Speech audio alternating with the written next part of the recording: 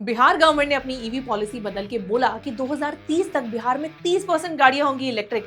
तो वहीं मोदी जी ने क्यों सडनली अपनी पूरी कॉन्वॉय को इलेक्ट्रिक बनाने के दे दिए हैं ऑर्डर। कब आ रही है इंडिया में होंडा की WN7 और क्या है जैगुआर की पहली इलेक्ट्रिक कार का नाम। अब से AI की हेल्प से अगर फास्ट चार्जिंग करोगे तो नहीं होगी बैटरी लाइफ कम। सब कुछ आपको बताएंगे आज की इस वीडियो में। Hello and welcome to another episode of search EV shorts, जहां हम आपके लिए लाते हैं ईवी दुनिया की छोटी बड़ी खबरें लेकिन शॉर्ट में। मैं हूं अनुप्रिया, तो चलिए शुरू करते हैं इस हफ्ते की बड़ी खबर से। बिहार की गवर्नमेंट ने हाल ही में अपनी ईवी पॉलिसी अपडेट की है और अपने लिए 2030 तक 30% ईवी सेल्स का टारगेट रखा है, जो कि पहले 2028 तक 15% का था। तो मतलब काफी बड़ा टारगेट सोच लिया है गवर्नमेंट ने। लेकिन ये होगा कैसे? पहले तो कमर्शियल ईवी लेने वालों को और वुमेन बायर्स को डायरेक्ट बेनिफिट ट्रांसफर DBT के थ्रू इंसेंटिव्स मिलेंगे। यानी अगर आप किसी कमर्शियल यूज जैसे ऑटो रिक्शा चलाना, ट्रांसपोर्टेशन या डिलीवरी के लिए ही 2 व्हीलर ले रहे हो तो सब्सिडी डायरेक्ट आपके अकाउंट में आएगी और वुमेन बायर्स को 4 व्हीलर पे भी इंसेंटिव मिलेंगे।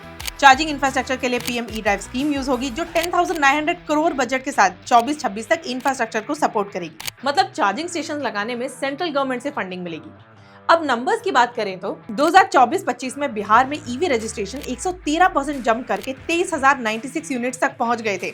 मतलब डिमांड तो बढ़ रही है, लेकिन मोस्टली 2 व्हीलर्स में। अब बिहार की सबसे बड़ी प्रॉब्लम है चार्जिंग इंफ्रास्ट्रक्चर, जो कि बहुत ही कम है, स्पेशली रूरल एरियाज में। और ईवी खरीदने की अपफ्रंट कॉस्ट भी ज्यादा होती है और ऊपर से बैटरी इंपोर्ट करने के चैलेंजेस तो अलग ही हैं। अब ऐसा नहीं है कि बिहार ने पहले टारगेट मीट नहीं किया, उन्होंने पहले भी टारगेट्स मीट किए हैं, लेकिन वो मोस्टली 3 व्हीलर्स की वजह से थे। और अब 2 व्हीलर्स और 4 व्हीलर्स को इलेक्ट्रीफाई करना तो उनके लिए भी एक बहुत बड़ा चैलेंज होने वाला है।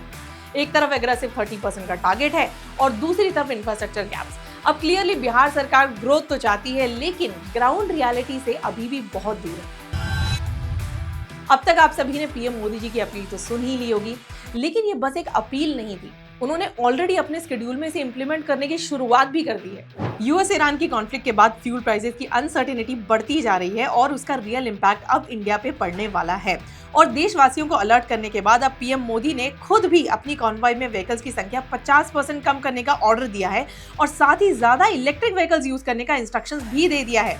इसमें स्पेशली SPG को इंस्ट्रक्शंस दिए गए हैं कि कॉन्वॉय का साइज 50% रिड्यूस करें और कॉन्वॉय में ज्यादा से ज्यादा ईवी व्हीकल्स गवर्नमेंट के पास जो अवेलेबल हैं उनको प्रायोरिटी में यूज करें। और ये सब करते हुए ब्लू बुक के मैंडेटरी सिक्योरिटी गाइडलाइंस में कोई कॉम्प्रोमाइज नहीं होना चाहिए। अब उनके इस कदम को देखते हुए बाकी स्टेट्स के लीडर्स ने भी कहा है कि वो भी अपनी कॉन्वॉय 50% तक छोटी करेंगे और इलेक्ट्रिक व्हीकल्स को प्रायोरिटी देंगे।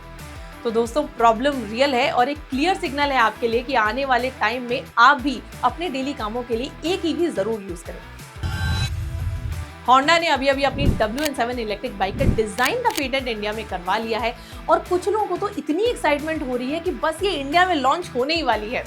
पर ऐसा नहीं है। पेटेंट का मतलब ये नहीं है कि WN7 यहाँ आने वाली है। पहली बात तो ये कि होंडा ने पहले भी NPF 125, CB 190 TR और CG 160 जैसी काफी इंटरनेशनल बाइक्स और स्कूटर्स इंडिया में पेटेंट करे हैं, जो कि कभी लॉन्च नहीं हुए। और दूसरी बात, WN7 की UK प्राइसिंग है 12,999 पाउंड, मतलब इंडिया के 16,80,000, जबकि इंडिया में इलेक्ट्रिक बाइक्स अभी भी नीश सेगमेंट में है और इतनी कॉस्टली बाइक के बायर्स बहुत ही कम है।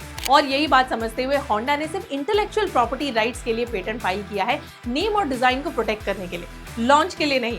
लेकिन होंडा भी लगा हुआ है कि वो इंडिया में मिड सेगमेंट को टारगेट करने के लिए एक इलेक्ट्रिक बाइक जल्दी लेके आए। जैगुआर ने अपनी अपकमिंग 4 डोर इलेक्ट्रिक GT का नाम ऑफिशियली रिवील कर दिया है, टाइप 01, जो कि कंपनी की नई ओनली EV स्ट्रैटेजी का पहला मॉडल होगा और उसका लॉन्च ग्लोबली 2026 तक होगा। टाइप 01 नाम उन्होंने बहुत ही सोच समझ के 3 एलिमेंट से रखा है। टाइप पुराने Jaguar model type C, D, E, F से आया है। 0 टेल पाइप एमिशन है, इसलिए 0, और 1 सिग्निफाई करता है first Jaguar for the new era. अब इस वीकेंड मोनाको E-प्रिक्स में टाइप 01 के कैमोफ्लेज प्रोटोटाइप्स ऑफिशियली शोकेस होंगे।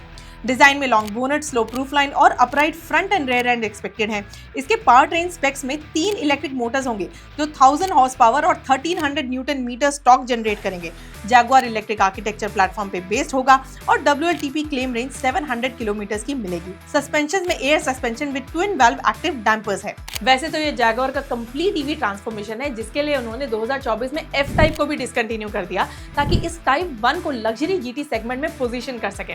इंडिया में इसका लॉन्च 2027 या फिर 28 तक हो सकता है, लेकिन इंडिया की प्राइसिंग अभी रिवील नहीं हुई है। अब वैसे तो जब इस ब्रांड ने प्रोटोटाइप लॉन्च किया था तो ग्लोबली इसको काफी मिक्स रिएक्शंस मिले थे, लेकिन देखने वाली बात ये होगी कि क्या प्रोडक्शन मॉडल देखने के बाद लोगों का ओपिनियन बदलेगा या नहीं। अब ईवीज में सबसे बड़ी कॉमन प्रॉब्लम होती है कि फास्ट चार्जिंग से बैटरी लाइफ डिग्रेड हो जाती है। मतलब कन्वीनियंस के चक्कर में लोग बैटरी लाइफ की लगा देते हैं। लेकिन अब बैटरी की फील्ड में एक बड़ा ब्रेक थ्रू हुआ है। चार्मर्स यूनिवर्सिटी ऑफ टेक्नोलॉजी के रिसर्चर्स ने एक नई AI based fast charging technology develop की है जो ईवी बैटरी लाइफ को अराउंड 23% तक बढ़ा सकती है। और सबसे इंटरेस्टिंग बात, चार्जिंग स्पीड फास्ट ही रहेगी। अब होता क्या है, नॉर्मली जब आप ईवी को फास्ट चार्जर पे लगाते हो, बैटरी सेल्स अनइवनली हीट होते हैं और स्ट्रेस क्रिएट होता है। लॉन्ग टर्म में वही बैटरी हेल्थ को डैमेज करता है और रेंज कम होने लगती है।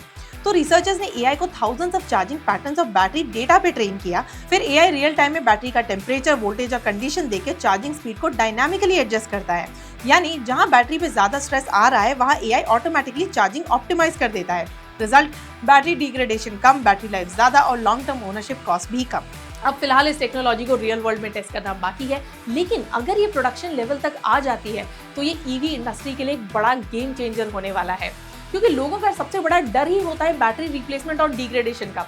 और ऑनेस्टली अगर फ्यूचर में ईवी फास्ट चार्ज हो और बैटरी 20 to 25% तक ज्यादा चले तो और ईवी ओनर्स को क्या चाहिए। तो ये थी इस हफ्ते की सारी बड़ी ईवी खबरें। वीडियो पसंद आया तो लाइक, शेयर और चैनल को सब्सक्राइब तो जरूर करें ताकि ऐसी सारी ईवी अपडेट्स आपको मिल सके। Thank you for watching. Drive safe and stay charged.